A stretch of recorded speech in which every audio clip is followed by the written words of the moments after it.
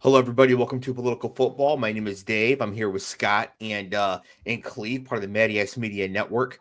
So, Matty Ice filled in for me a couple weeks ago when I was in Japan, and he sort of switched the look up here a bit. He made a nice overlay, which I appreciate, and did this like three giant head look. And while I don't think anybody needs to see my hairline necessarily this close up, it does make the TikToks a lot better, I noticed, and get them more engagement. So, Scott, you'll be happy to know that this is what we're going to go with going forward. What do you think? Anything that makes my head look bigger is not good. So, Pause. I don't know. I'm not sold on this. Okay. And everybody, please forgive Cleve. He's eating dinner right now. As you know, he's a personal trainer and absolutely locked into his fasting regime. So if he doesn't eat now, he ain't eating today. So we got to get that in while we can. We're going to switch up the order of the show a little bit tonight, and this is mostly because we're playing games with the YouTube algorithm. So I did name the show the Thanksgiving Day preview. So we're going to do that first, just so that people who do come and find the show due to that aren't pissed that we're talking about the games from last weekend first. I do also have an actual hard out today at 9 p.m. I think it's the first time I've ever had a hard out on the show. Pause. Yes, but Scott, I'm meeting with the company that I use to help make the TikToks. Apparently, I use the service so much they want direct feedback from me. Do you have any feedback for me to give them? Are you serious? What could I possibly have to tell super tech savvy people? Really? That's actually a really good point. Like, there's nothing I mean, you should know this. I offer nothing. You already know this. Okay, fair enough. Fair enough. Speaking of offering nothing, Matt Eberflus and the Chicago Bears are coming to Detroit. James Franklin, but that's a whole different story.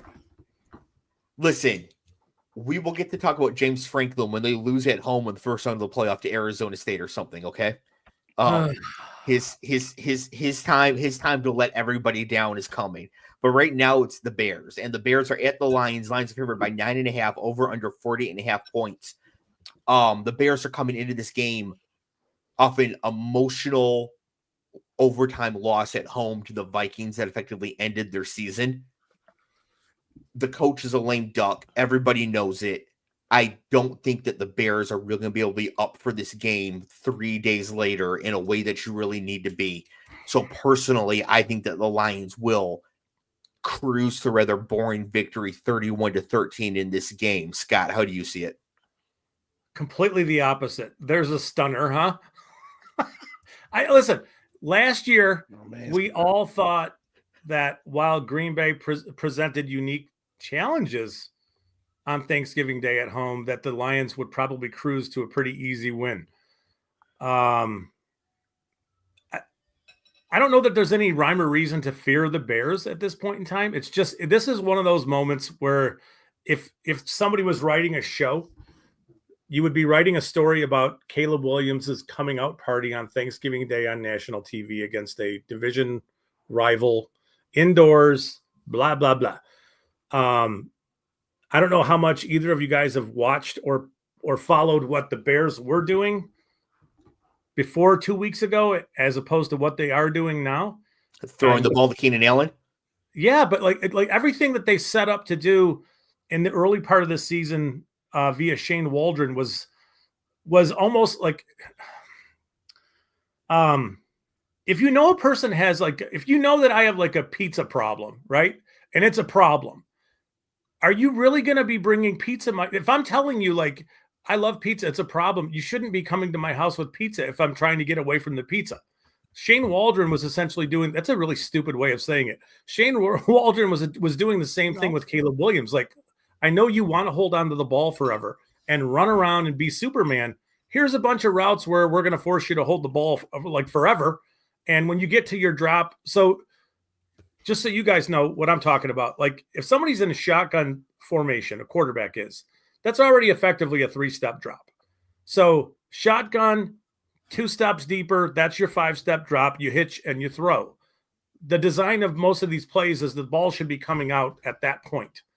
But there were so many times when you could look where he's hitched and ready to throw, where all the receivers in the route concepts still had their back to Williams. They weren't even remotely, they weren't in a position to have the ball thrown to them.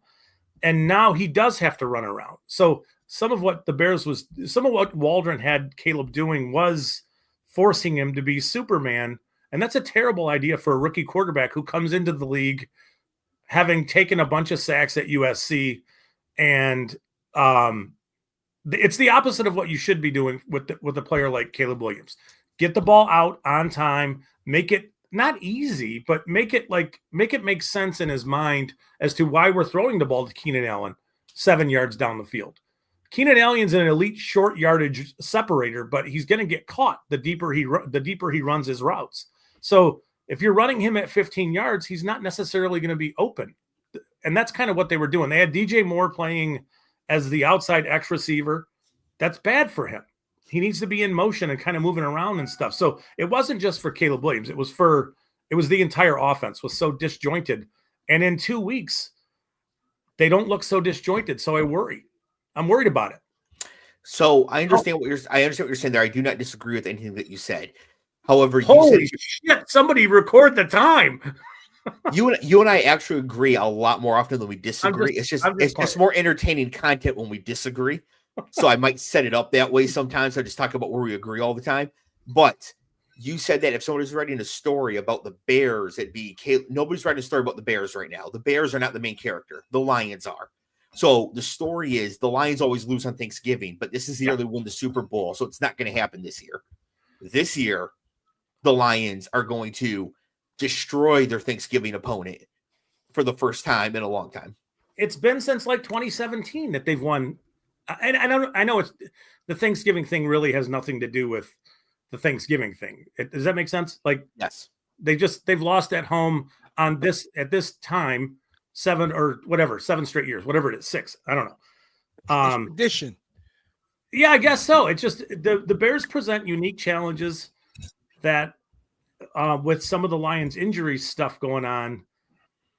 I don't love the matchup. And on paper, the Lions should really kind of literally run through the Bears, because I don't think the Bears' run defense is all that great. But I don't like the idea of Caleb Williams in rhythm and playing hero ball, and they're gonna have to do some of that stuff. I don't think they're gonna run the ball on the Lions really all that well. I think it'll look a lot like the Bears game from last week, where they're gonna run for 30 or 40 yards kind of thing and have to throw it 40 plus times. We'll see. Clev, do you remember that absolute dipshit for the Bears who was taunting the crowd before the Hail Mary against the Commanders and then had to run back a position and then the ball up? That guy has to guard Jameson Williams. Yeah. Good luck. Lions by 20. I agree with Scott. It's like a trap game to me. It's like they're going to show up to be some crazy team, and then right after that game, they're going to go back to being who they are. For some reason, they're going to get up because he threw for 390 last week, right? Something like that. Yeah. So, I mean, obviously they didn't throw against the Lions like that, but I mean, smart money is that they're going to get rolled. But again, any given Sunday or any given Thanksgiving, I don't know. I wouldn't be shocked if the Bears scored first in this game. Like they get the ball, march down the field, go up 7-0. Yeah. That sort of thing. Mm-hmm. But like as soon as the Lions score back-to-back possession, like it's just going to fall apart on the Bears. Like they're going to realize like, oh, this is, if we win out, we can make the playoffs and then get destroyed by a good team. Like what's the point? Like it's reality is really going to set in. Plus they're physically tired from the overtime game. This isn't like last night. Matt LaFleur, Scott, you are closer to running the AI company that helps make the TikToks than Matt Eberflus is to being as good a coach as Matt LaFleur. Agreed. I mean, it's for one of the things that you and I have gotten right is that Waldron needed to go pretty early in this process. You can't just burn a quarterback like Caleb Williams' first year. You just can't burn it. I mean, I think Eberflus has to be part of that too. You brought Shane Waldron in I will say that I do think that there's going to be the Bears are going to do a lot of 3-and-outs. They're going to punt the ball a bunch, I would expect, in this game. It's just are they going to string together enough scoring possessions, and are the Lions going to lay an egg? And that's kind of, if the Lions lose, it's because they've played very poorly. Well, that's true of any game this year. Yeah, I mean, Tampa was a weird game. Yeah, presented unique challenges that they sort of they lost their identity in that matchup. Scott, this is just really weird for us to say as Lions fans. The Lions are the best team in football. Our A+ game beats anybody else. I agreed, but if the Lions play a C game or a B- game, yes, and the Bears, the Lions will out of their ass, will only lose this season because they laid an egg. It's going to come down to the players, because I know the coaching is going to be superior for the Lions. Eberflus can't coach his way out of anything, so it'll have to be some like dumb mistake on the field, but it won't be the coaching. I know that for sure. It won't be the coaching.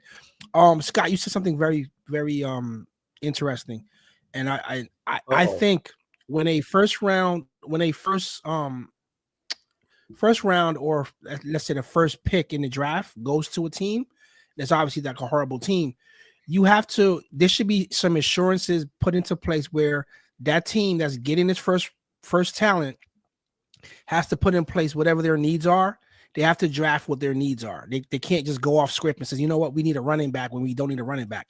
Because you made a very interesting thing. And then Dave has kind of been, in my ear last couple of years about how the coaching affects these first round talents, and especially like a first round quarterback. And I agree. I went back and like watched just like some Bear stuff, and yeah, Caleb is not as bad as I think he is. The coaching is horrendous. It doesn't play to his style, doesn't compliment him at all, and it could actually ruin him. It ruined Fields, right? So you're gonna repeat that mistake again. The Browns did that for a damn near century. I mean, a decade, where they just got first round after first round quarterback, and none of these guys panned out. And it's messed up because these guys never had a chance to develop into a system. But I think in the Bears case, yes, I agree with you. But I think in the Bears case, what they're lacking is the coaching. I don't think their team is actually that bad. Their offensive line could use some more work, but I don't think the team is that horrible. I think that the coaching is that bad. And that's where they're really being hung out to dry here. Well, some of it's their coaching is disconnected from the reality of the players around. Like the three of us, right? I give the three of us DJ Moore, Keenan Allen, Romo Duns, Cole Kmet, whether we like him or not, doesn't matter. DeAndre Swift stinks as a running back, but get the ball, through the passing game into space with him, and he's a pretty electric player that way. I think we would want to accentuate those players and want all those guys playing at their optimum, right? And giving Caleb Williams all those guys and asking him to just distribute to these guys at their best would be exactly how we would approach it. The Bears, through the first 8 games, went about it completely the other way. And to the point where it is frustrating. I'm a Lions fan. I'm not a Bears fan, but it's frustrating to see a team just squander a player like Caleb Williams' first year, knowing that his entire career, he's going to struggle with staying inside the concepts and the framework of an offense and wanting to put on the hero's super cape, the cape kind of thing, and be Superman. So you have to take that away from him, or as much as you can. It screams of I'm sorry to cut you, Scott. It screams of RG3. How the year he got hurt, he wasn't the same guy after that, right? Yeah. Caleb having to play hero ball, it puts him at a propensity to get hurt because he's doing way more than he has to. And again, that could cut his career, his lifespan short in the NFL. It's actually ridiculous that a team could just be this dumb. Well, I'm a Jets fan, so what do I know? Dave and I have been Lions fans for years, and we've seen it, right? So yes, you can see how crazy it is to have him, all right, shotgun, 3-step drop, 2-step drop, whatever it is, and suddenly he's 15 yards deep running around. now he's throwing the ball 30 yards down the field. Over the last 2 games, there's a lot of running first downs that he wasn't really doing in the first part of the season, or the majority of the first part of the season. So whatever they're doing with him, they've got him understanding, like, listen, if your first read's not open and your second read's not open, you should probably run for a first down. Cool. That's great. Yeah. Yes. Get down, run out of bounds, whatever it is. So, to me, they've got the ship pointed in the right direction. I don't know what's going to happen from here, but they have a good team. They have a really good defense. They're not the normal team with the first overall pick that's going to suck for a while. That's not what the Bears were with this pick. So, you got to give the GM a little bit of credit for putting something together, the structure together of this team. But you got to give him some shit too, because you hired Eberflus, you've kept him, you hired Shane Waldron, you've made these moves. Yeah. The coach can get him fired. I feel kind of bad because the GM there, Ryan Poles, black guy, the president, Kevin Warren, former president, the Big Ten, black guy. And so, I'm happy to see us in these positions. On the other hand, like, man, y'all suck. Like, y'all got to get fired. Like, it just, you can't all be Brad Holmes. Sorry. Like, y'all can't be doing it. So 2 points I want to make real quick. First, Clev, neutral site. Who do you think would win, Houston or Chicago? Oh, neutral. Houston. I'll take Houston. Okay. The Lions beat Houston in Houston and Goff threw 5 interceptions. So, like, that is making a bunch of mistakes, and they still won. The level of mistakes the Lions would need to make to lose to the Bears might not be able to be calculable with the math as we currently know it. And the next point here is from Liam. Shout out to Liam, by the way. He's a Chargers fan. Liam? He says Caleb Williams only sucks because of the coaching, the laughing emoji. And as a Chargers fan, Liam, you should know what that means with Justin Herbert. How much better does Justin Herbert now look that he has a really good coach? Yeah. It makes a big difference. Yeah. So Giants at Cowboys for the late afternoon game. Cowboys are favored by 3.5. Over under is 37.5. Cleve, this is going to be Cooper Rush versus Drew Lock. I might be in a 4-pie coma by the time this game is on, where I don't even care. Really good time for a nap. Sweet potato. Agreed. Sweet potato, that is. Sweet potato, not pumpkin, sweet potato. Hang on 1 second. I feel so bad, but I got to do it. Liam says, who is Herbert throwing the ball to? He was throwing to Keenan Allen, who Caleb Williams is also throwing to. So this goes to further make the point about how much the coaching is, because they both have Keenan Allen with the bad coaching. So the coaching really does make a difference, especially on the far ends. Like when you have a great coach. Was Keenan the guy that dropped all those passes? Was Keenan when they dropped all the passes in the game? The game last week? Oh, well, remember, it was on the Chargers. You're thinking Quentin Johnston. You're thinking Quentin Johnston. Oh, yeah. Quentin Johnston, yeah. Oh, my God. Vegas was definitely on the phone with that bullshit. Yeah, for the Giants and Cowboys, I actually think this game is going to be entertaining. Not necessarily good, but I think it's going to be entertaining. For one, Drew Lock is in that Jameis Winston category of just like, you know what? I don't get to play that often. I'm not out here to check the ball down. I'm here for a good time, not a long time. Micah Parsons is going to have a day. Yes. Where's Jalen Hyatt 50 yards downfield? I don't care. If I throw picks, I'm getting benched no matter what. I think you're right, Dave. I think they're going to be. He's going to push the ball down the field. He's going to try to make plays. He's that guy. Yep. I mean, I think both teams' defenses have a chance to score in this game, which would be pretty wild, right? Like, if you're a prop better, that's an interesting prop bet.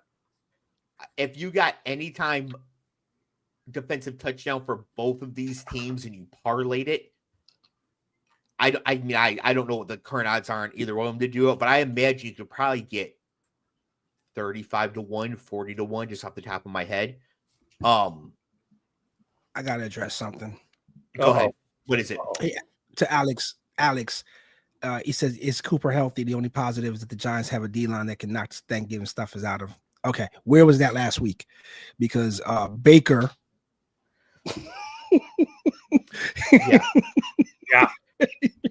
Yeah. I don't.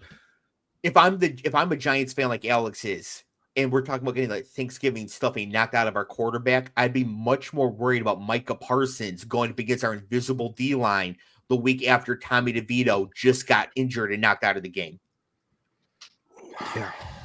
Yeah, like to me that's a concern that the Giants should have, not necessarily the Cowboys. That the Cowboys should have. I will say this is this is a mistake from the schedule makers. If they want to have a divisional game on Thanksgiving for the NFC East, this should have been the Commanders. Even if the Commanders were trash like we thought they would be, people would still at least want to see Jaden Daniels. And then you have Jaden Daniels and Caleb Williams on Thanksgiving. Yeah. I think everybody thought the Giants might have been, not everybody. A lot of people thought the Giants would be much more competitive than they are right now. And Dallas who thought so? Some did, not me and Dave. Yeah. I don't who's this we you're talking the preview about. Show. I'm not I know Dave wasn't, but I wasn't either. Okay, I guess I'm on an island here, fellas. Thanks. No, I didn't think that the Giants would look like this, right? Like they've looked they've managed to make Malik Neighbors look like a nothing burger for a while, which is crazy because as talented as he is, we talked about this. He wasted a year. You can see Brian Dable in the Hard Knocks show of the offseason when the GM Shane tells him we're not drafting a quarterback, we're sticking with Daniel Jones. You can see the life leave Dable. Like you can see it. So, that decision alone, and I don't know who they liked in the draft or whatever, McCarthy fell to them.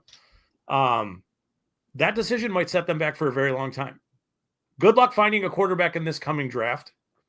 Good luck. I know that there are quarterbacks coming, but you're talking multiple years before you get anything figured out. You traded for Brian Burns. He's going to be long gone before your offense is figured out. You know what I mean? Like it's frustrating to see teams just kind of wither away like this because of a decision about a quarterback. Kevin Hart has this great bit he does in his stand-up where he tells the story of when he was in like 6th grade and he was getting bullied on the block. So he went and got his dad. So his dad came out and then the bully's dad came out and Kevin Hart watched his dad get his ass kicked. And from that moment on, he didn't feel the need to listen to his dad. So his dad would be like, hey, Kevin, take out the garbage. And he'd be like, you take it out. I have to get Steve's dad over here. On Hard Knocks, Joe Shane's son is in the office and he goes, Dad, you need to trade up for Jaden Daniels. You're not in this position that often. You have to go for it right now. Yep. Wow, you're kidding. And he shook his head at him. The sound of that. Yeah, the sound of that. Wow. Yeah, it's like 7th, 8th, 9th grade, somewhere in that range. Like, if that kid's like Encyclopedia Brown now, he should be telling his dad what to do. Like, okay, Dad, here's what you're going to do. You're going to sign this guy. You're going to trade for this guy. I don't think that kid. I mean, yeah, it sounds great. I don't think Washington was trading that pick.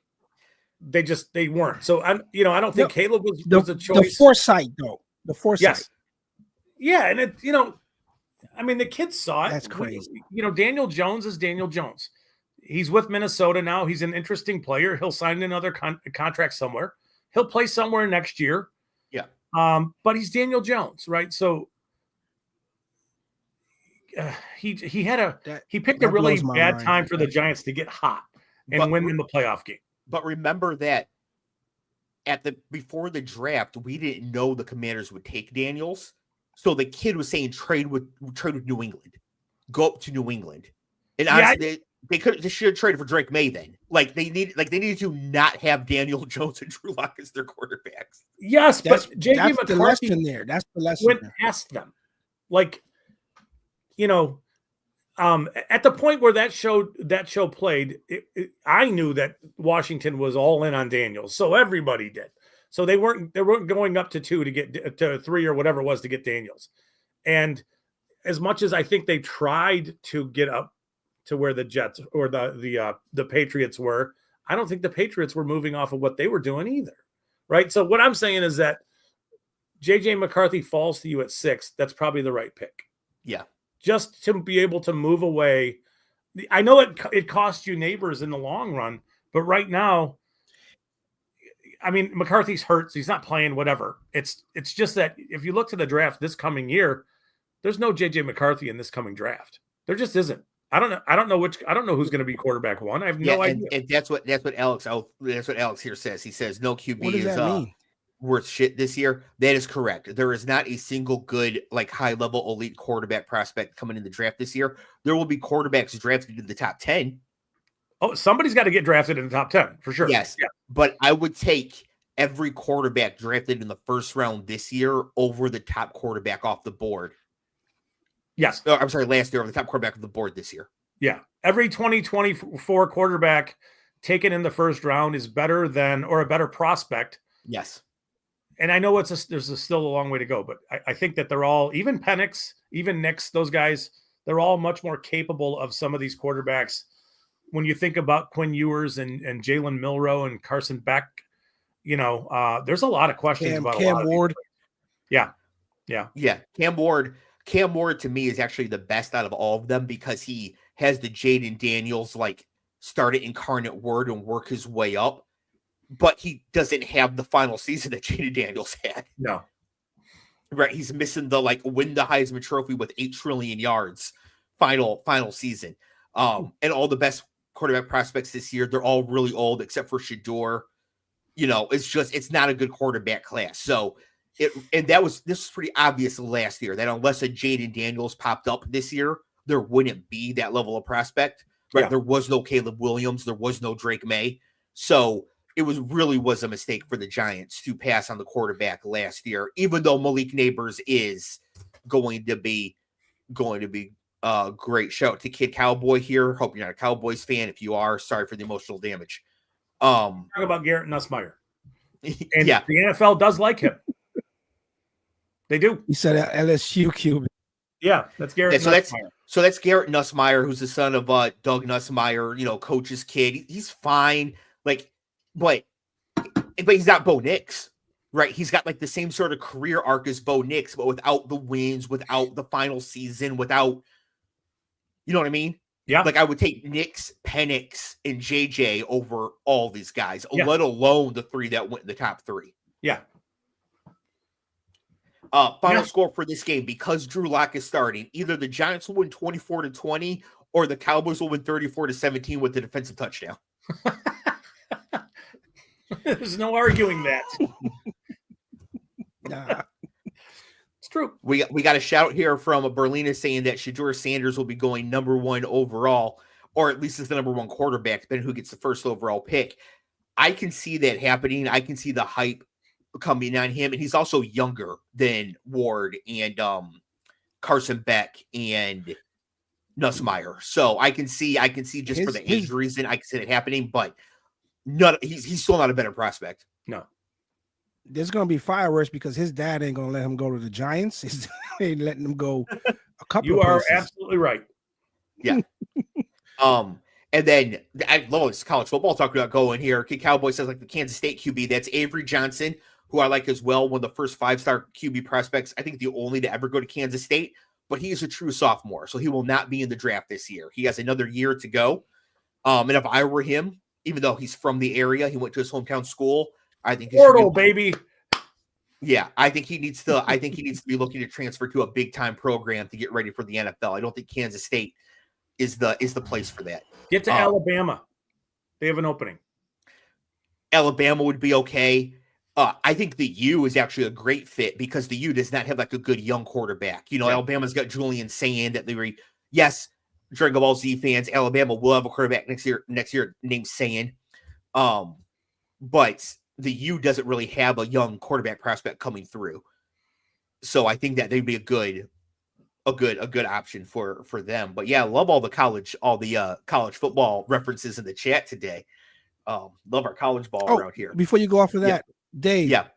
What's your thoughts on the Jim Thorpe Award with Travis not being a finalist?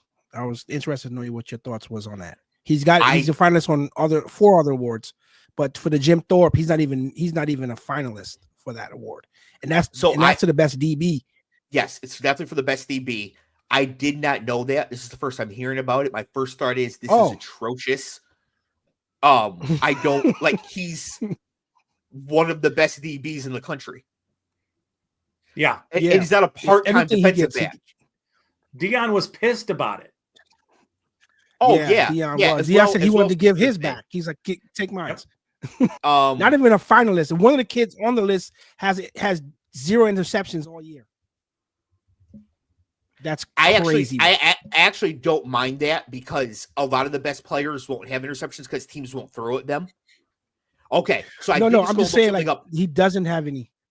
That's what I'm saying though, because in college, if you're so good and your teammates aren't, they just won't throw at you. They will literally never target the person you're guarding. So you should be up for the award with no stats because you're so good. But I just looked something up. Charles Woodson did win the Jim Thorpe Award in 1997, the year he won the Heisman Trophy. So that tells me all I need to know. This is bullshit. Travis Hunter should absolutely be a finalist, and he should probably win. I don't know that there's much of an argument there. Yeah, that is. He won a game for them tackling. Yes. Mike keeps going. Come on, he's won a game in different facets as a DB, and he is a factor. You might try that side of the field, but you'll learn real quick. Don't. Yeah. Paul says that the postseason awards in college football are a huge mess. This is true. I mean, that is actually true. They are kind of a disaster. Kid Cowboy here says, "What about Milroe?" I asked about Jalen Milroe as a quarterback prospect. Scott, you're the prospect draft guy here. I mean, I don't think Jalen Milroe is a first round talent, but in this class he might be. He is not a super accurate in the pocket kind of player. Everybody, let's talk about Lamar Jackson for a minute. Everybody thinks Lamar Jackson is a running quarterback, and it's sort of inverted. It's the wrong way to look at Lamar. Lamar is a extremely pinpoint accurate pocket thrower with the ability to destroy teams with his legs when he chooses to. Milroe's the opposite, where he's not necessarily going to be accurate and picking apart defenses. He needs to run a lot, and it's tough to put. I mean, we've seen it with Fields, right? You Fields is even, I think, a much better prospect than Milroe was as a quarterback.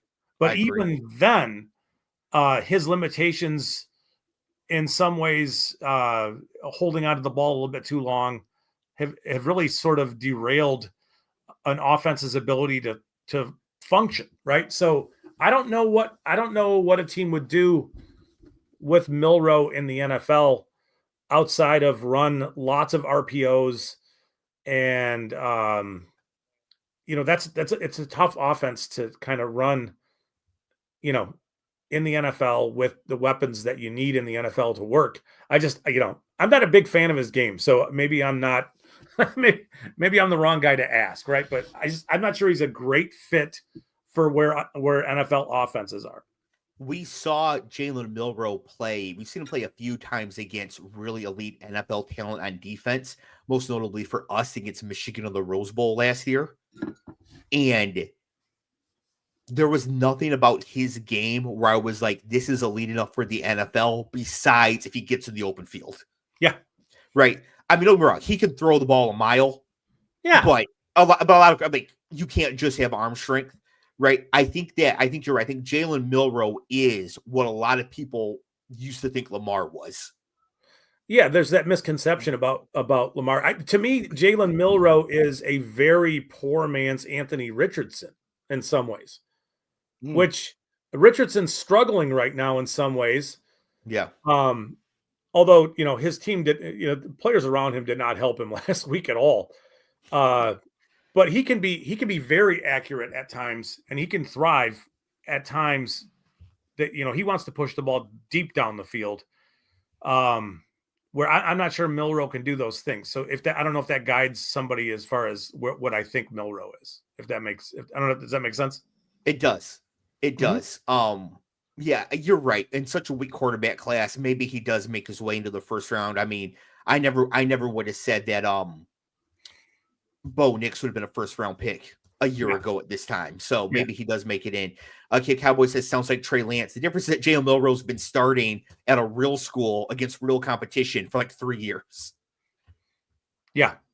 And I don't want to not North Dakota State is a real football program, but they do not play real competition. No. And Trey Lance especially didn't play against real competition. Yeah, he played a year and a half there. It's like he needs more time. Yeah. So if Trey Lance had started for Alabama for 3 years, he either would have been the number 1 overall pick or gone in the 5th round because we would have known. Yep. We would have had that. We would have had that knowledge. Miami at Green Bay. Green Bay is favored by 3.5. Over under is 47.5. This is a must-win game for well-known choke artist Miami in Green Bay. Temps will be in the 20s. Packers by 1 million. Dude, the Packers are not built to play in that weather. That team is just not. Well, that seems like a mistake. I know. Given who they are, where they play. They have small receivers. All of their receivers have drop issues. Your best player on offense right now is your running back, Jacobs. They're just, I thought, maybe they'll dust off Miami and there won't be any problems. But I think Miami might give that team some issues. But Green Bay is not built to play in the cold, and they're not like they used to be. Cleveland, back when you and I were growing up, the Packers were built a very specific way. They're not like that anymore. Yeah. I'm not calling them off. Well, before you guys start reminiscing about Bart Starr, I would like to point out that while the receivers are small, except for Christian Watson, who's 6'4", although he can't catch anything, the Dolphins are especially not built to play in this weather, as we've seen over and over and over again. They're not built for big games, as we've seen over and over and over again. And the Packers can at least hand the ball off to Josh Jacobs 400 times and throw it to Tucker Kraft, who's definitely built for this weather. He is one of the few that are. But it's a one-off. Like Miami has to travel to Green Bay one time. Cool. Yes, but for the Dolphins, like, I should have written it down. I apologize. If they win this game, the odds of making the playoffs jump to over 50%. If they lose it, it drops to the teens. Yeah, this is a huge inflection point for the Dolphins. It's a massive game for them, which they always choke in, and they never show up in cold weather. Yeah, and it's a big game for Green Bay. Think about a world in which the Lions win, and Green Bay knows they have to win. I don't love the idea of playing Miami. Cleveland, I don't know what you think, but like the idea of dealing with Tyreek Hill and Jalen Waddle and Devin Achane and all those dudes. No, no. But here's the thing: if it's negative 31 degrees and snowing, is it gonna matter? Which, by the way, for the Dolphins, 22 degrees might as well be negative 31. Yeah, right. For like the people who are Southern like that, like Miami people, which all their main people are, right? Achane's from the South, went to A&M. Tyreek Hill is from the South, right? Jalen Waddle's from the South, went to Bama. Tua is from Hawaii and went to Bama. Like, these are not cold weather people. Do you think some of those guys have never even seen snow? No, because they went to Kansas City last year in the playoffs and laid an egg. It's 20. It's going to be 29 degrees. 29 Yeah, that's whew, man. Good luck. This chilly. Right. Yeah, 29 degrees is cold for us, so we're all from Michigan and New Jersey. Yeah. Yeah. Yeah, I don't think Frozen Tua is going to go to the frozen tundra and get it done. I just don't. I don't see it. Like this team folds up in cold weather, and it should be a really exciting game though. And that means 100% certainty that it's going to be the most boring slugfest ever. It's going to be awful. It's going to be. I just don't. See, that's gonna be like 8:15. Yeah, it's the night game. Oh, okay, that'll be a long day. Okay, full coma at that point. Yeah. Yeah. Cleve, how many calories is too many calories on Thanksgiving Day? I don't count them, but I mean, as you guys know, 3,000 calories is a pound. So people normally eat way more than that on Thanksgiving. 3,000 calories. I mean, sorry, 3,500 calories is a pound. So, yeah.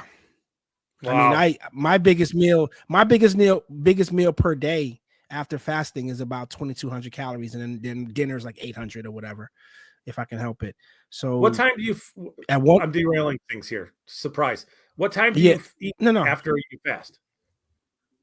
What time? Yeah. Well, I usually do 18 to 24 hours most days. So like today I went on at 9. Well, yes, I went on at 9:30, and I was off by like 3:30. It's 18 hours. Would you consider it to be keto? What you're doing?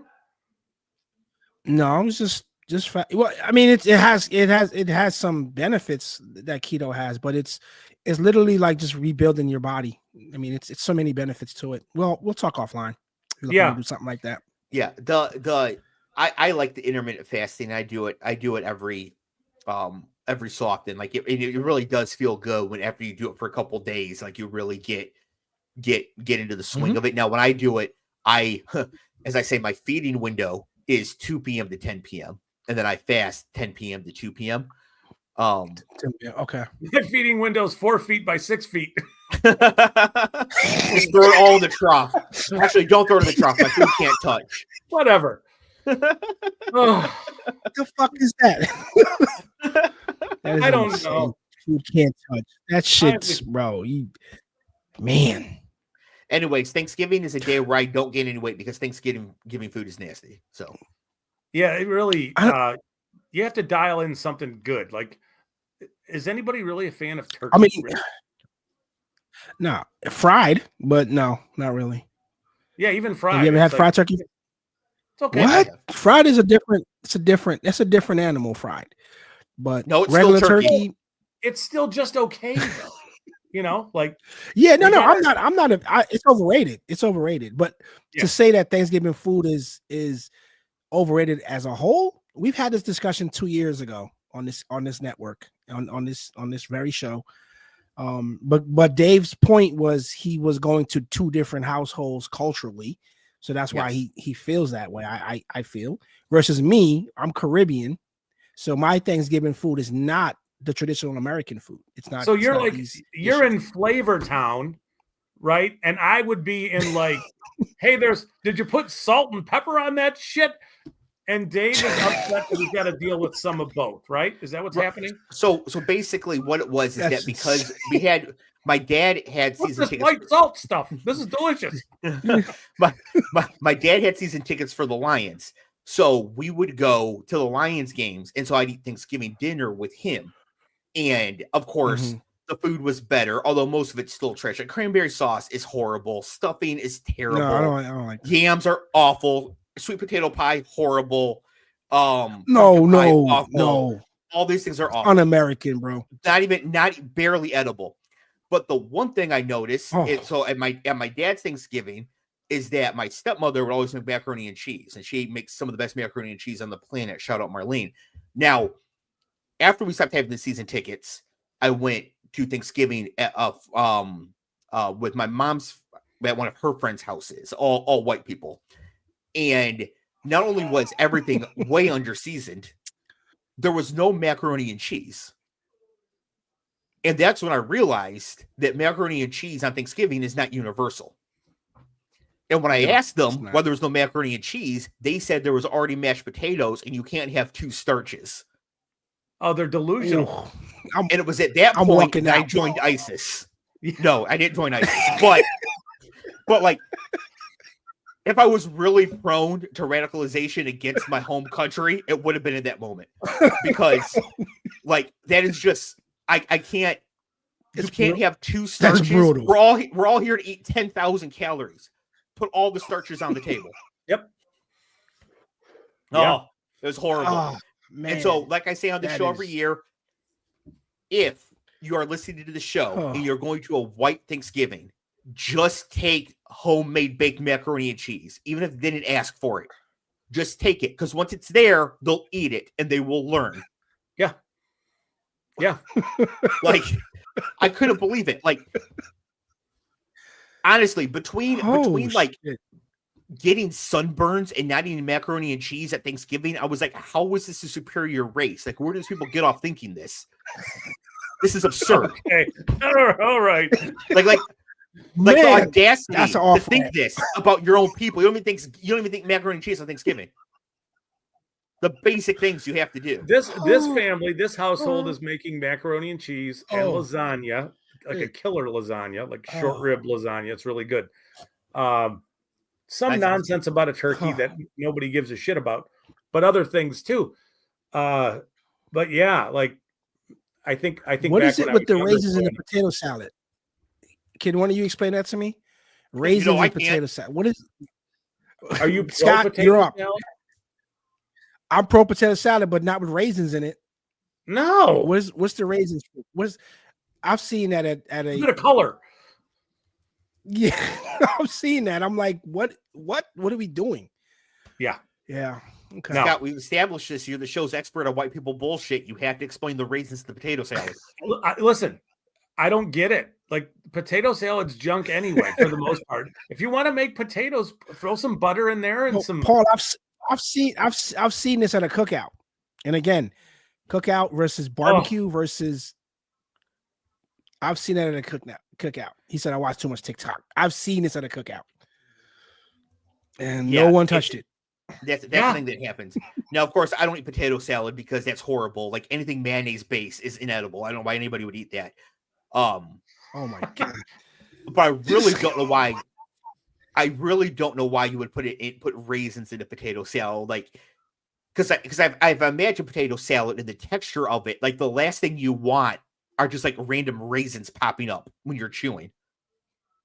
Yeah, I mean, maybe there's an element of sweetness that you would add with the raisins, but you could do that in a whole bunch of other ways that would make a lot more sense. Yeah. Somebody just made a mistake. Here's the thing that we can bury this. We can bury this topic. When I first moved to Virginia, I got invited out to a friend's house I was working with for, barbecue cookout. I thought it was a cookout, but it was a barbecue, right? The guy takes the chicken out of the packet, throws it on the grill, seasons this chicken as he's grilling it, and just kind of went from there. No wash off, no lemon, no soaked in seasoning, nothing. I was like, what? He's like, it's gonna cook off all the whatever. And I was like, no, it's not. And he said, that's how we do it. And I was like, well, I'll be eating 7-Eleven on the way home because I'm not eating here. And I've never seen that. Open the packet of chicken, it's bloody, throws it on the grill. Just like that. I said, okay, obviously I'm in the wrong place. This is a real place that I'm in, but I'm in the wrong. What are we doing? Crazy time. The lack of seasoning the food is some stereotypes are true. Some stereotypes are true because like systemic oppression. A lot of stereotypes are actually bullshit.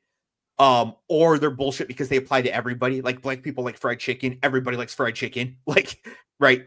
But like, white people really don't season their food well enough. And I don't understand it because for like 300 years, Europeans sailed around the world murdering entire populations to get their hands on spices. Yeah.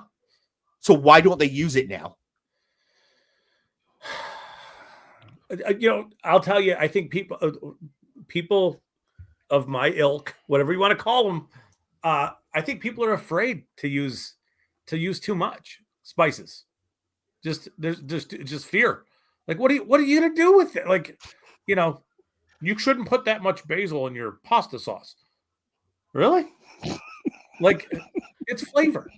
It's a thing. Oh, I don't man. know. I don't know This why. was an And off it's why ramp, when you go to restaurants, the food's good for the most part because it has lots of seasoning. I think if I went to London and just started handing out free jars of Lowry's, I could be king in a week. Maybe you should give that a whirl. Oh man, this is a good. place. Good Put it on your food. Oh man, I love the Thanksgiving show. It always goes completely off the rails. Okay. I think the Packers and the Vikings, the Dolphins could put on a bit of a show. I do. It'll be fun. It's football. I hope I'm right. This game is going to be ass. The Dolphins won't even score a touchdown. Okay, can we double or nothing the Eli / Absolutely the other guy? Oh my god! Absolutely You're greasing the skids here, bro. What are you doing? I gotta get out of it somehow. Who's the other clown that we just threw in the mix?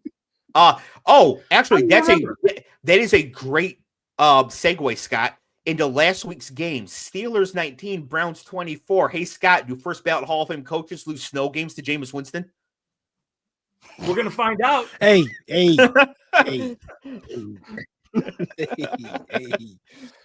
Oh, Generally no, but this one did. Things happen. That was a crazy game. That was a crazy game. Weather-wise, it was crazy. Yeah, having a real snow game like that was really cool, and they actually put up some offense in this game, especially in the second half, which I really enjoyed. However, my main takeaway from this game is George Pickens, who is an absolute menace, and I love him dearly. On the final Hail Mary of the game, he didn't even try to catch the ball. He was too busy fighting a defender and like running through the back of the end zone, throwing hands. Spectacular. And then afterwards, he started like yelling at the Browns fans and like cussing at them.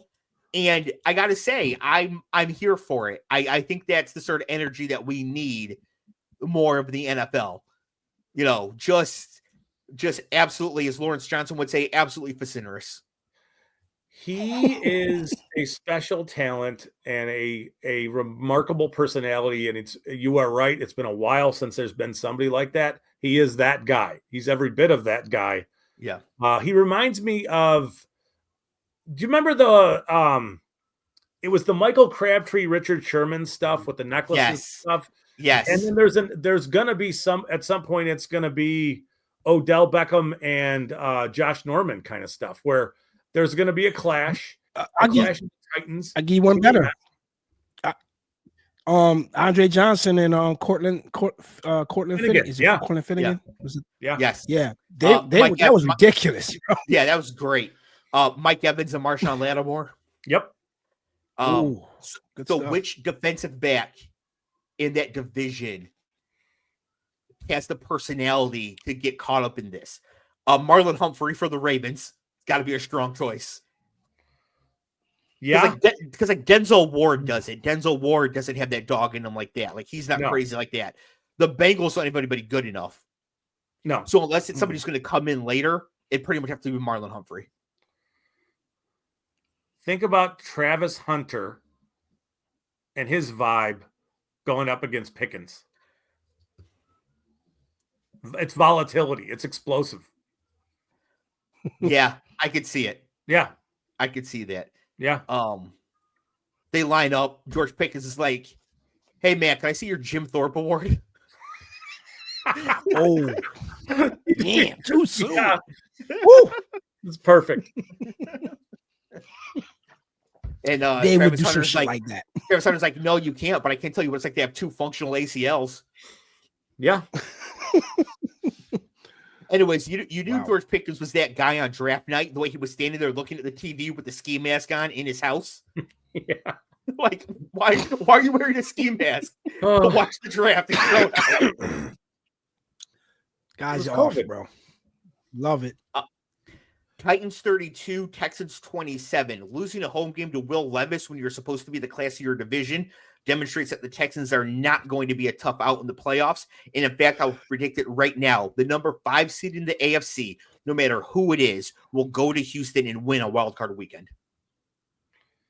Yeah, it's amazing what has happened. It's just for us looking at the NFL, we need to remember it's very up and very down for everybody.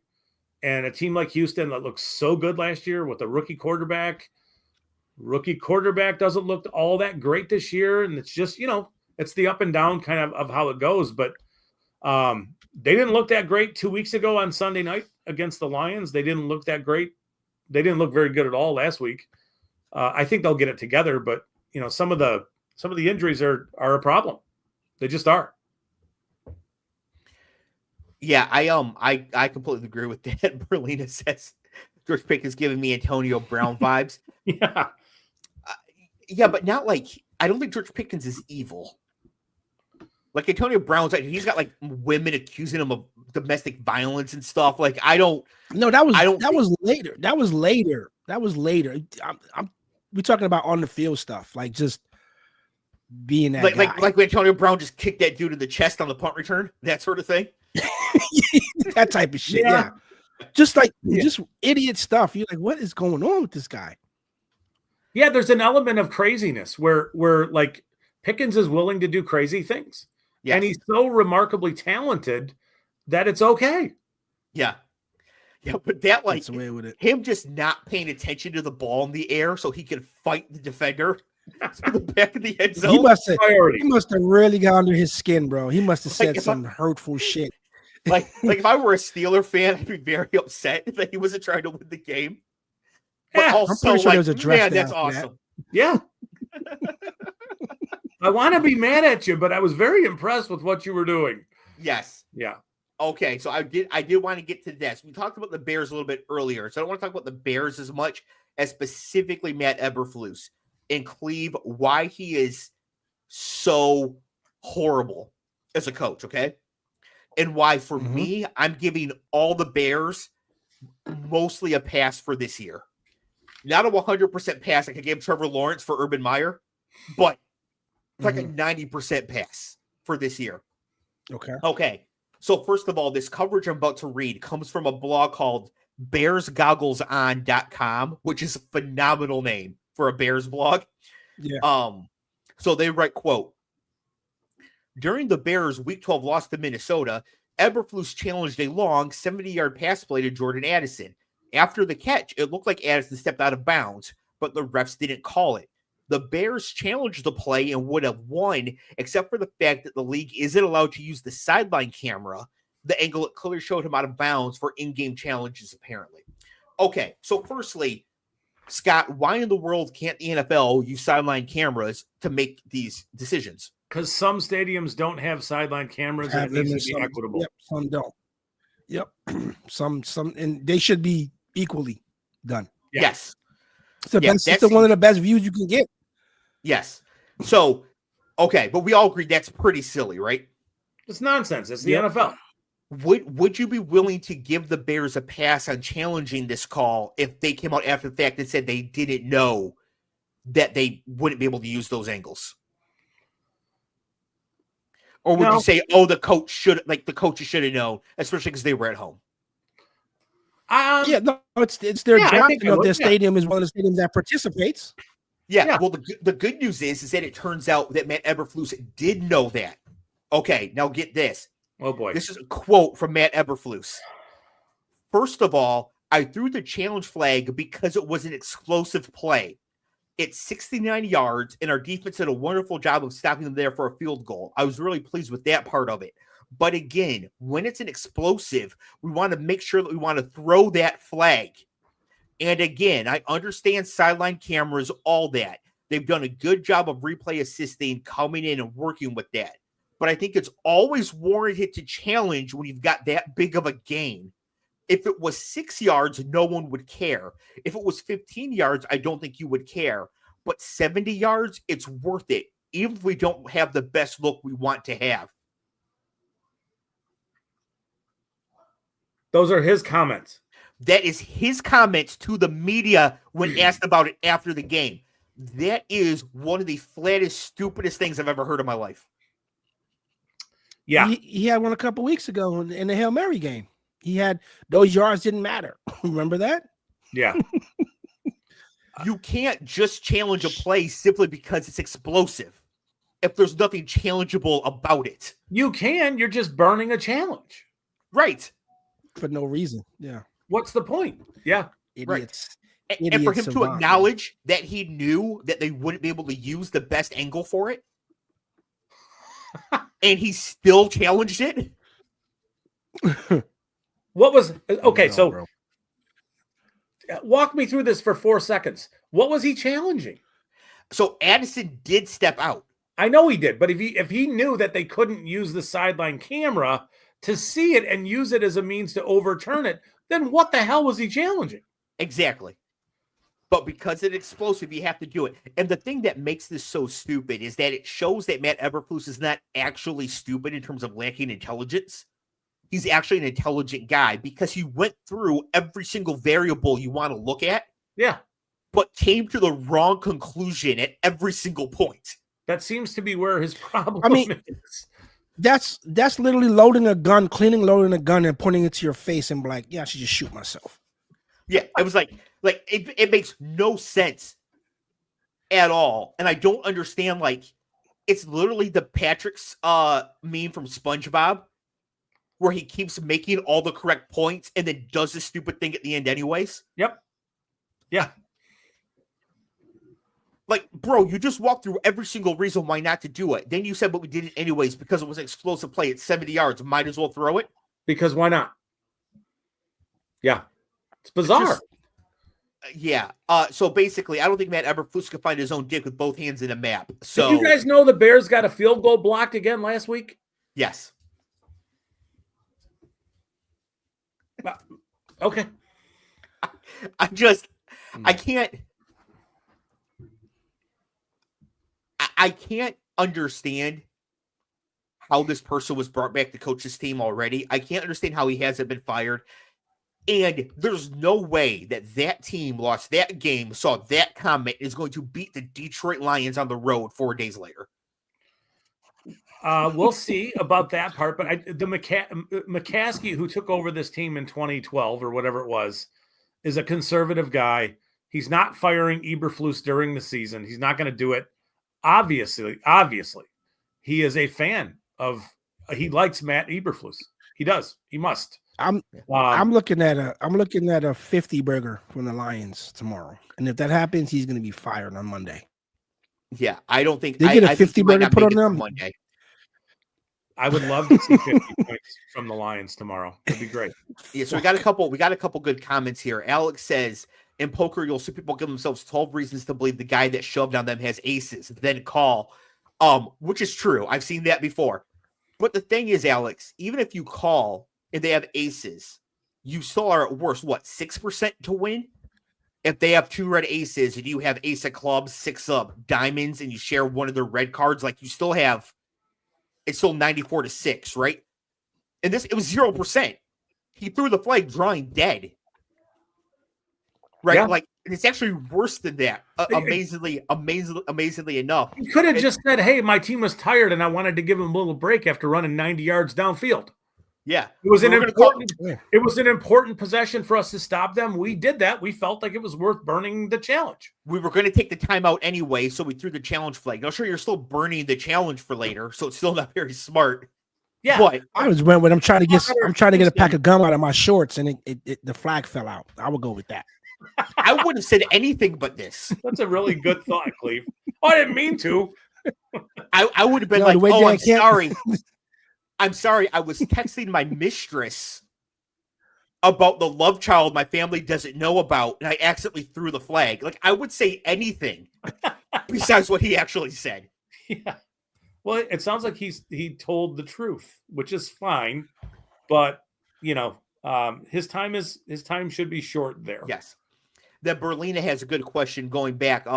Should Travis Hunter enter the draft as a DB or a receiver? Why defensive back? Because that is where his ceiling is. Yeah. Yep. But They I would ask they can put him in some place. I would, if I'm him, I'm making it clear to the team that's interested in drafting me that I'd like to be a part of the offense in some way, shape, or form. Don't have to be, a 15 snap a guy player, but I'd like there to be packages where I'm playing on offense because it can help us win games. Period. I'm going to be the coach that argues against that. Are you ready? Shoot.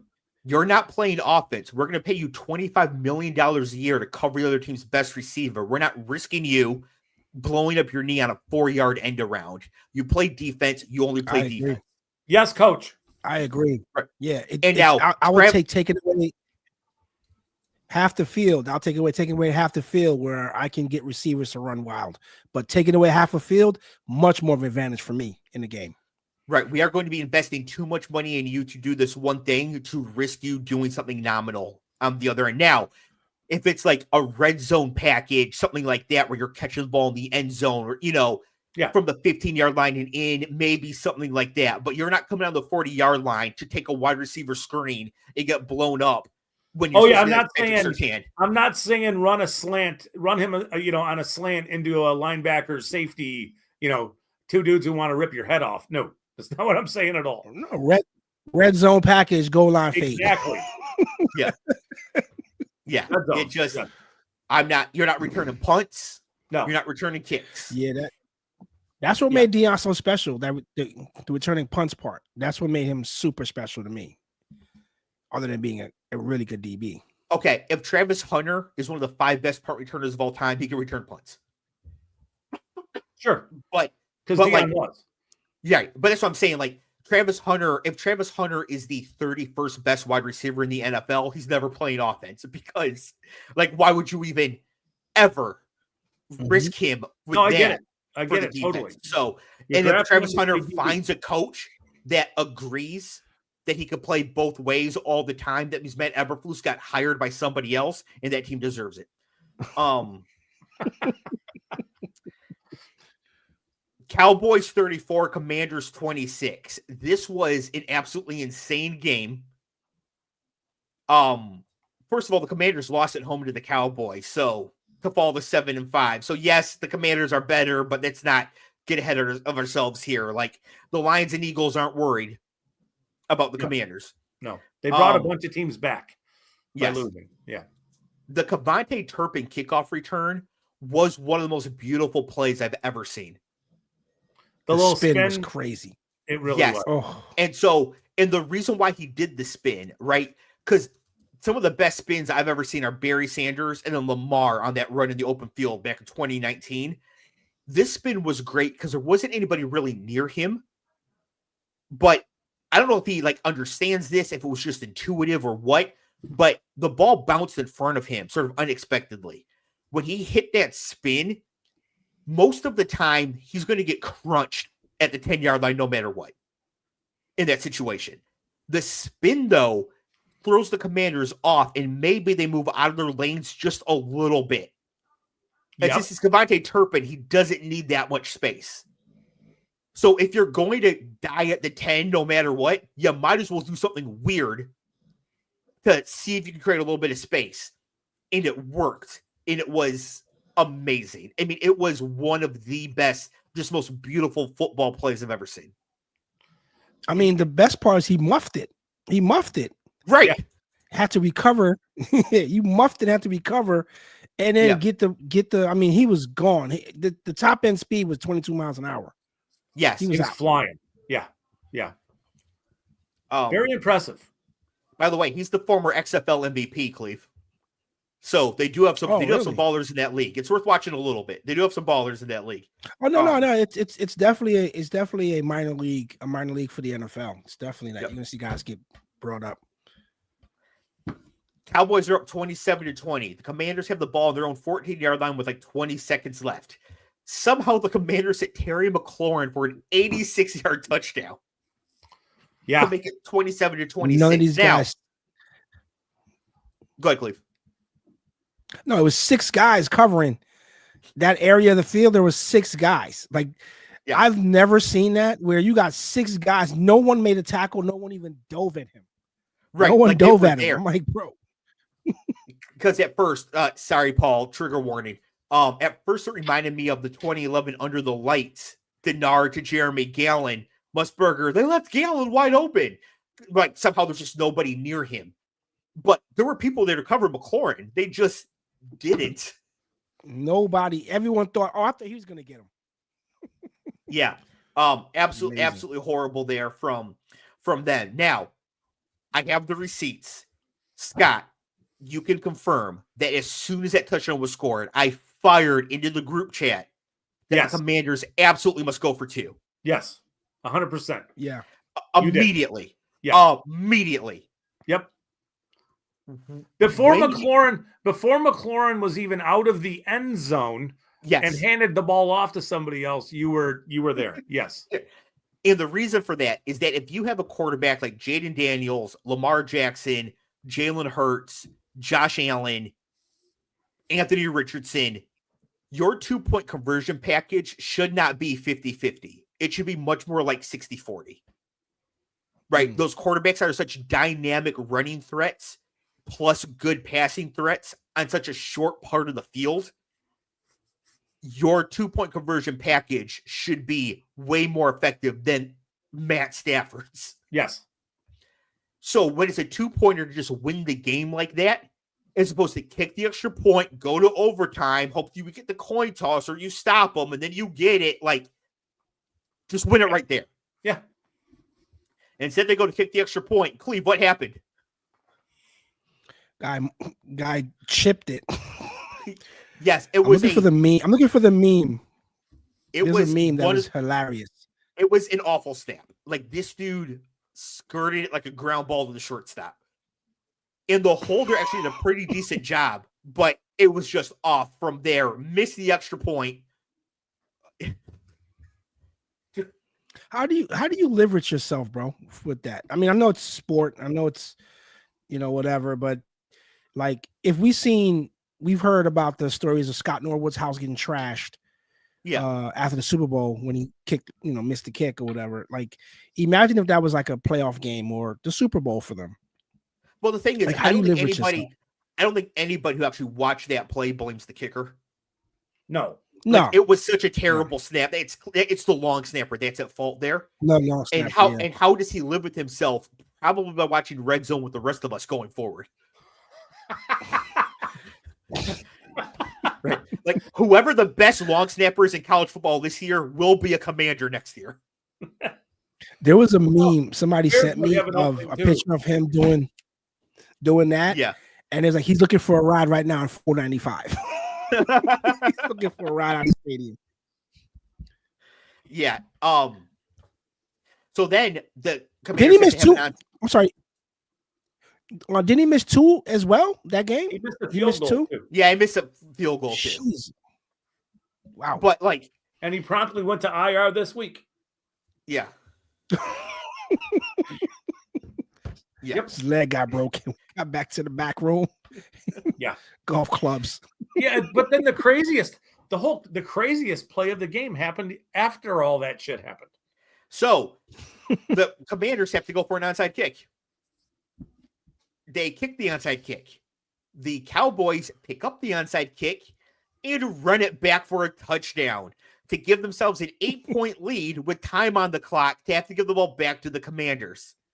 So instead of this guy just taking the stopping and just laying down at the 20-yard line, he goes in and scores. And it's like, okay, well, now we got to kick off again. Right. And here's the thing. I don't blame this player. I don't think it's fair to ask these players, who also never touch the ball, to do EV calculations while they're running towards the end zone. They don't have to do it, but the coaches should have already instilled in the huddle before the kick. Yes. You get the ball, you go down. The coaches should be in there telling that. But I do not think whatever almost on the practice squad scrub got that ball is going to ignore the coaches. Maybe I'm wrong. He wants a touchdown. He's like, this is Dave's time to shine. I'm scoring a touchdown. I'll never score another one. Fuck them coaches. But I don't think he did that. No. I think the coaches didn't mention it because Correct. the Cowboys are a very poorly coached team. Yes. But as a player, you have to know if you play football on any level, from pee-wee to wherever, it's drilled into you. Hey, onside kick here, hands team, get the ball, stay down.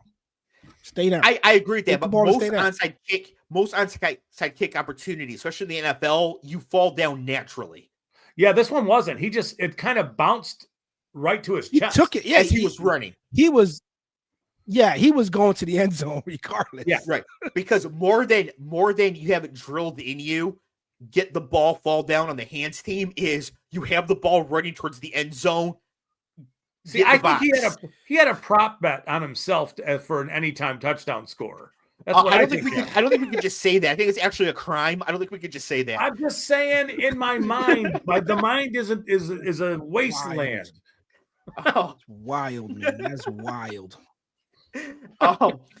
Yeah. So it's just like further proof that the Cowboys are a horribly coached team. Yeah. Or this dude is George Pickens, but scrub version, and he's just going to ignore everybody and scores touchdown. Be done quickly.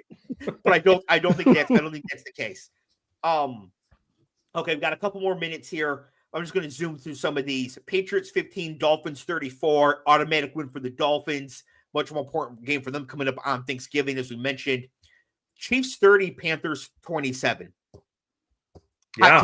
Hot take time. Shoot. The Kansas City Chiefs are not very good. No. And by not very good, I mean literally very good. They are not. They are mid. They're not bad. They are mid. With Patrick Mahomes and Andy Reid. Yeah. So the Chiefs are actually playing my game in real life. What if you took a 500 team and gave them the best coach and the best quarterback? That is Kansas City this year. Yeah. This team is not a team that other elite teams need to fear at any point. This team can beat anybody. This team could win the Super Bowl because of Mahomes and Reid.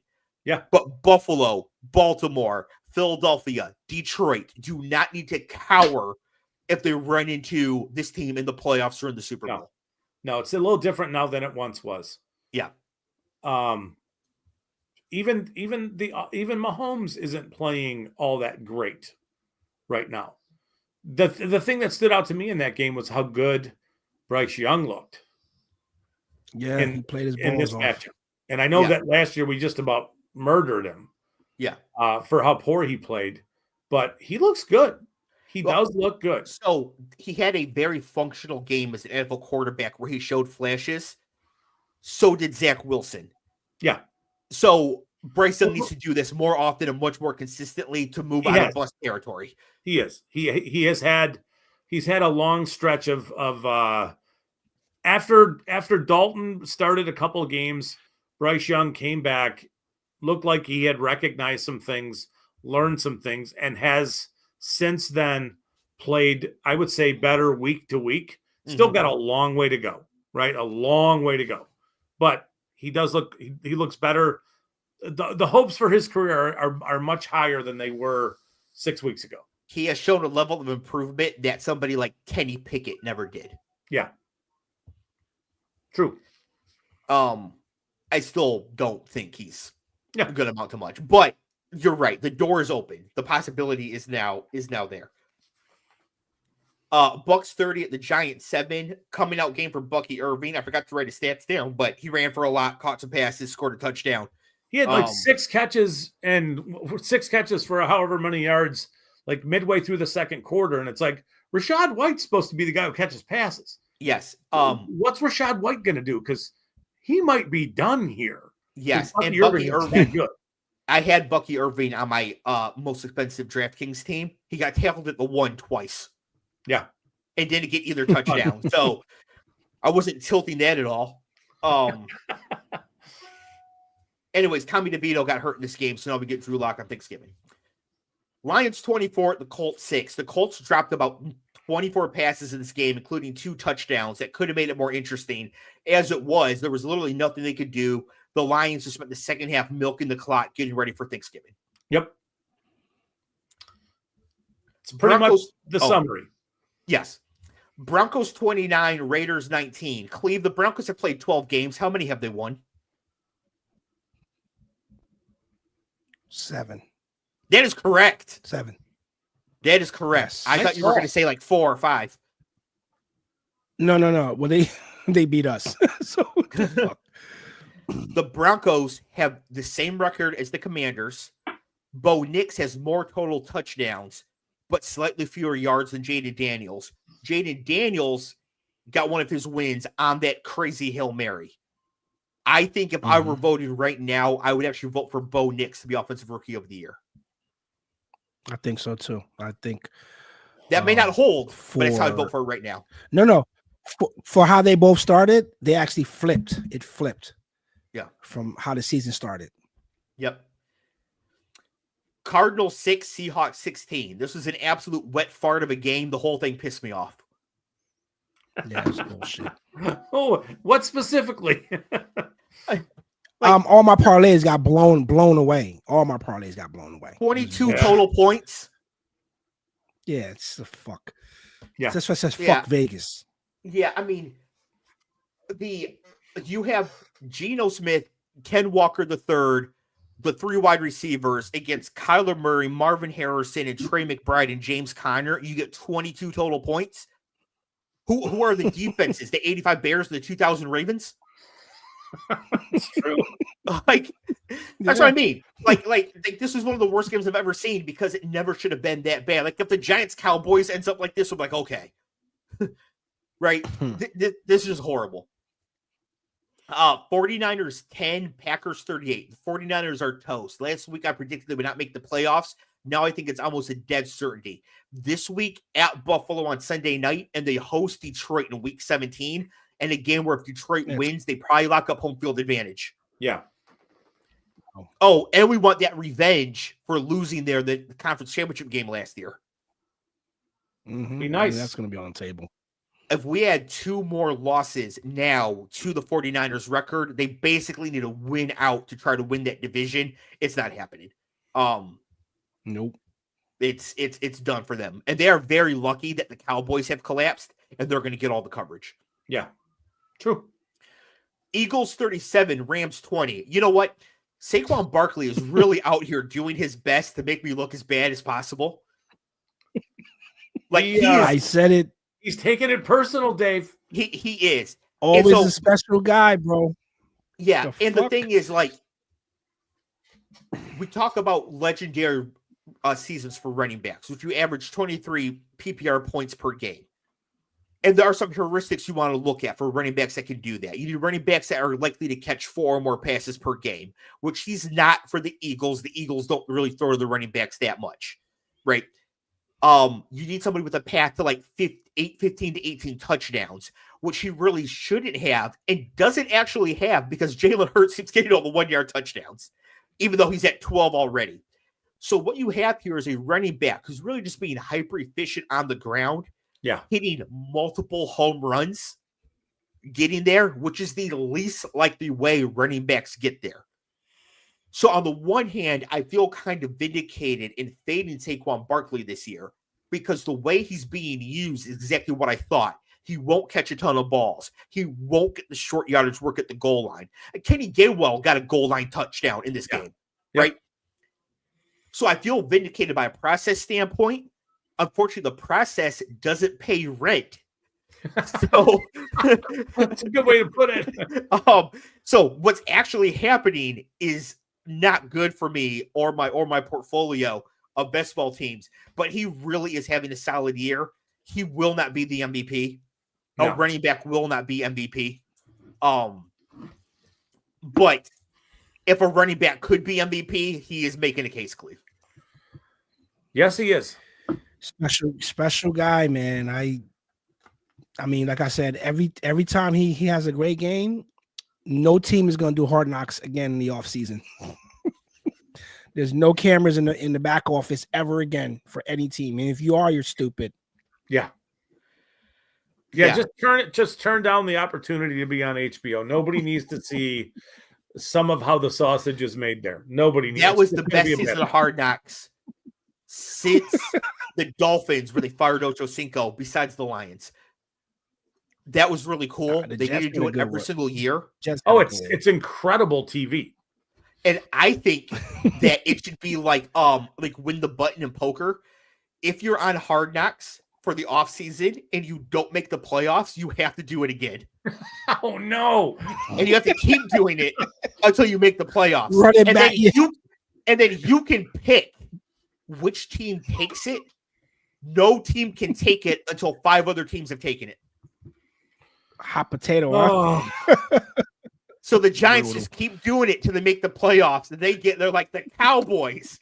Or how about this? If you can't do it if you made the playoffs. If you made the playoffs, you're immune. Oh. Wow. That would make some interesting people like they're playing their asses off. I want to see other teams kind of go through the whole stressful decision-making process of what are we doing with our own free agents and who are we targeting? Yes. What do we like in the draft? I just think it was fascinating. It was. Honestly, the best team for that this year, I think, is the Jets. What with Aaron Rodgers, what with Devontae Adams, what with the draft. I think the Jets would be I'd be a new GM because they just fired Joe Douglas. Yep. Hiring the new coach process. Talk about that. Yeah, I think the Jets would be good. All right. It's a good thing the Rams held on to Stafford and Cup instead of trading them for something of value when they had the chance.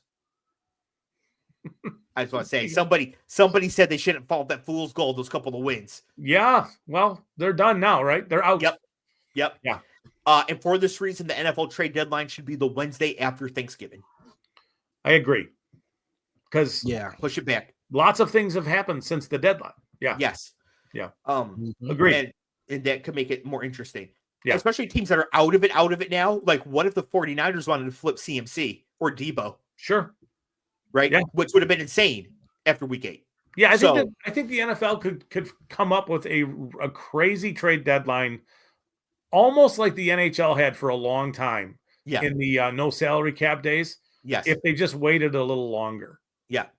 They really could. You have a hard out in 1 minute, buddy. Yeah, I know. We're making it. All right.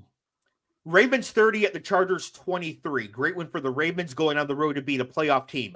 Question, Cleve. Why do the Ravens insist on losing home games to the Raiders and losing to Pittsburgh on 6 field goals and other stupid bullshit during the season? I have no idea. I have no idea, bro. It doesn't make any sense. Does not make any sense. Like, will the Ravens just lock in, please? Yes, please like, just go stop 14 fucking and 3. around. Right. Yeah, stop fucking around. Just stop fucking around. And it's not to have some like loser, unserious coach. They're coached by a Harbaugh. Yeah. Yeah. Just lock in, kill everybody. Man. I don't get it. Okay, so that is our show for this week.